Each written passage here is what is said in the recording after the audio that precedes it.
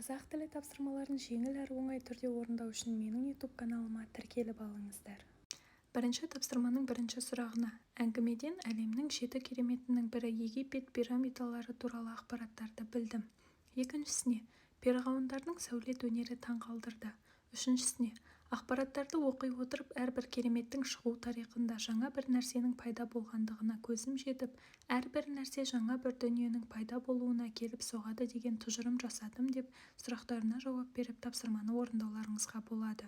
Екінші тапсырмада Египет пирамидалары туралы мақаланың қарапайым жоспарын жазамыз. Жоспар 3 бөлімнен тұрады: кіріспе бөлім, негізгі бөлім және қорытынды бөлім.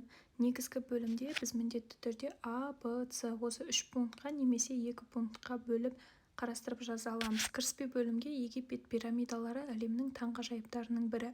Олар ежелгі Египет халқының өнері мен еңбегін көрсетеді.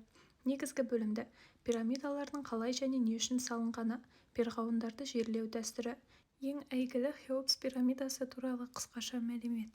Ал қорытынды бөлімде Египет пирамидалары адам ақыл-ойының ұлылығының дәлелі. Оларды сақтау бүкіл адамзаттың міндеті деп екінші тапсырманы орындауларыңызға болады. Ал үшінші тапсырмада дүниежүзілік бүкіл әлемге ортақ, ғаламдық деген мағынада қолданылатын біріккен сөз деп орындауларыңызға болады. Төртінші тапсырмада Мысыр пирамидалары деген тақырыпта эссе жазамыз. Мысыр пирамидалары адам баласының ақыл-ойының еңбекқорлығы мен шеберлігінің керемет дәлелі. Ежелгі заманда осындай зәулім құрылыстарды техникасыз салу үлкен жетістік. Сондықтан пирамидаларды тек тарихи ескерткіш емес, ғылым мен өнердің тоғысқан үлгісі деп санаймын. Пирамидалар шамамен біздің заманымызға дейін 3000 жыл бұрын салынған. Олардың ішінде ең әйгілісі Хеопс пирамидасы.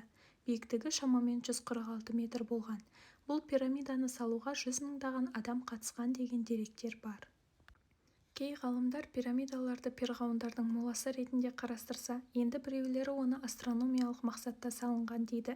Мысалы, кей зерттеулерде пирамидалардың бағыты солтүстік жұлдыздармен дәл сәйкестендірілгені анықталған. Бұл ежелгі египеттіктердің ғылымды жақсы меңгергенін көрсетеді. Менің ойымша, пирамидалардың осындай дәлдікпен және ұзақ уақытқа төтеп бере алатындай мықты материалмен салынуы нағыз инженерлік шеберлік. Қазіргі ғалымдар да оның құрылыс тәсілін толық түсіндіре алмай келеді. Осы айтылған деректерге сүйене отырып, мен мынандай қорытындыға келемін.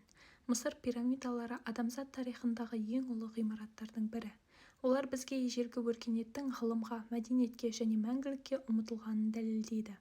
Сондықтан пирамидаларды зерттеу тек өткенді тану емес, адамзаттың мүмкіндігін түсіну деп төртінші тапсырманы эссе талаптарына сай орындап жаза аласыздар. Ал бесінші тапсырмада келісу-келіспеу эссесін 80 сөзден тұратындай етіп жазамыз. Мысыр пирамидаларының бүгінге дейін бұзылмай жетуі адамзат еңбегінің және ақылдылығының дәлелі.